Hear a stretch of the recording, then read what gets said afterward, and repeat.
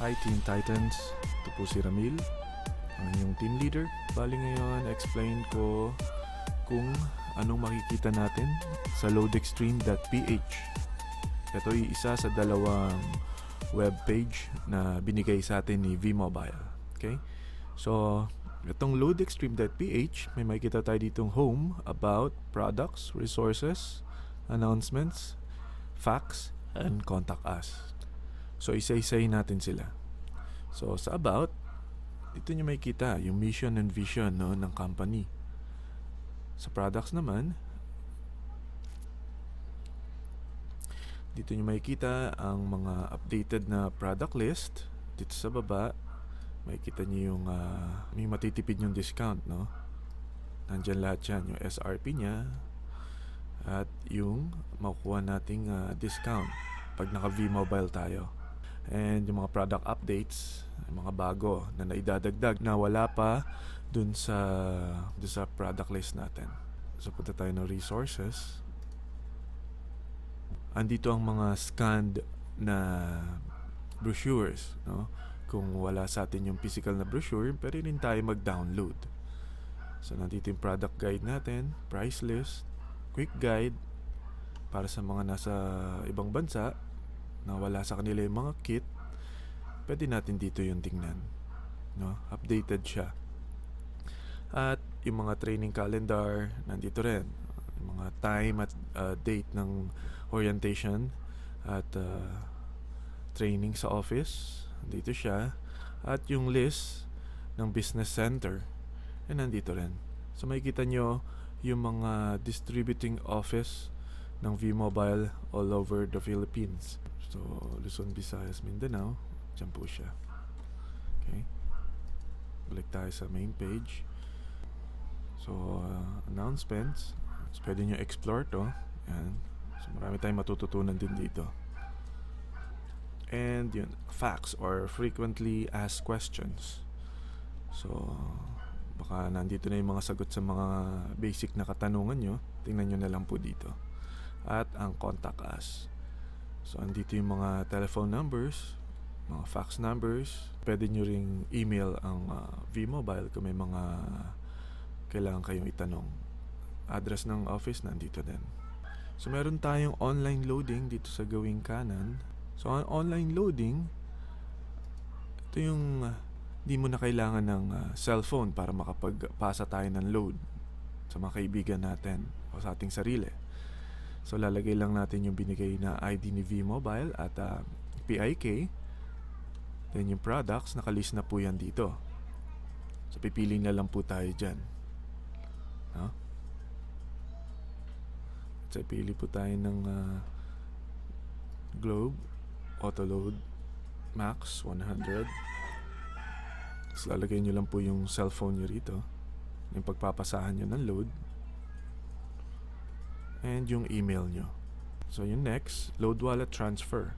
So ito naman, ganun din, lalagay nyo yung ID nyo, PIK, yung amount na ilo-load nyo sa kapwa nyo technopreneur or sa retailer nyo, and yung ID number nila para malaman ng system kung kanino niya ibabato ang load, at cellphone para ma-receive naman yung confirmation nung pagpapadala nyo, and yung email nyo para meron din kayong confirmation.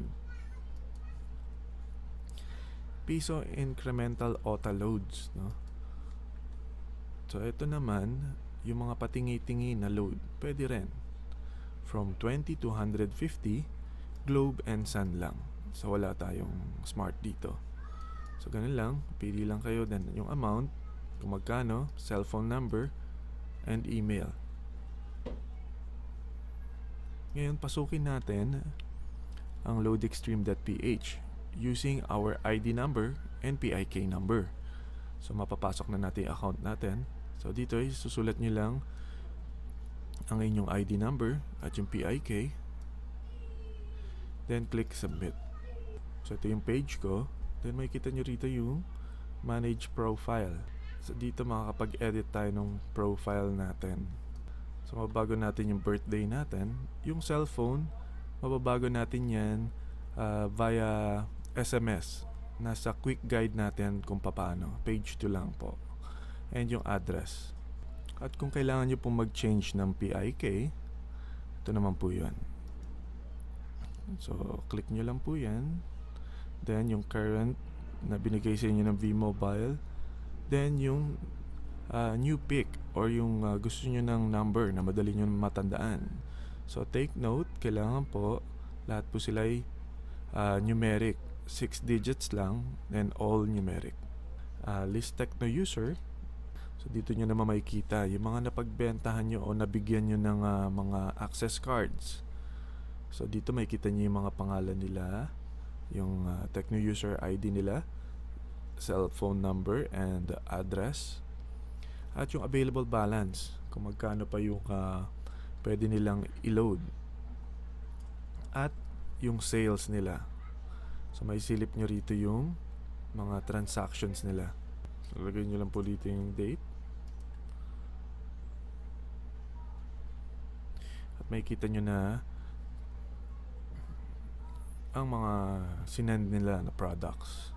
At kung kanino nila sinend, date, nandun din.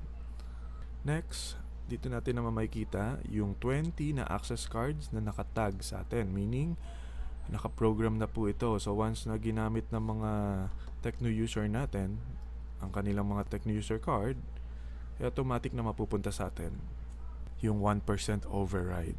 So, dito makikita nyo, meron pa akong mga unregistered access cards. Yung iba, registered na. Iba naman, unregistered. Ito rin yung transaction history natin, yung mga pinasa natin sa mga Techno user or Technopreneur natin, mga ka-member. So, makikita nyo yan dito. So, yung running balance natin, makikita natin yan dito. Yung laman ng ating load wallet ay nandito sa available balance under transactions list. And dito naman makikita ang mga transfers at mga GRO credit natin. So, very transparent ang system ni V-Mobile. At kung gusto niyo malaman kung saan napupunta ang 1% override, nandito po yun. No? So, makikita niya credited at yung pangalan and yung magkano yung mga kinita nyo. Ito yung mga 1% nyo na kinikita. So, kahit wala kayong gawin, pero once na ginamit yan ng mga Techno users nyo, yung access card, check na may babahagi sa inyo nakita. At pag magre-request reload kayo, meron din tayo niyan. So, pwedeng SMS, pwede rin dito via online. Ito yung pag magbabayad tayo sa bangko at kailangan natin siyang request yung reload natin. So, click nyo lang po ito. Lagay nyo lang yung PIK nyo. Ito po, may sample po dyan. Yung amount na dineposit nyo. And yung branch. Or reference number, no? Then, yung cellphone nyo. Andito na. Yung date and time. Makikita nyo po yun dun sa may bank slip na binigay sa inyo ng bangko. So, yun lang po.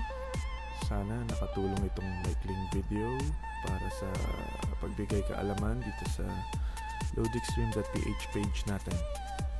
Hanggang sa ulitin, ito po si Ramil Michael Asnar from Team Titans.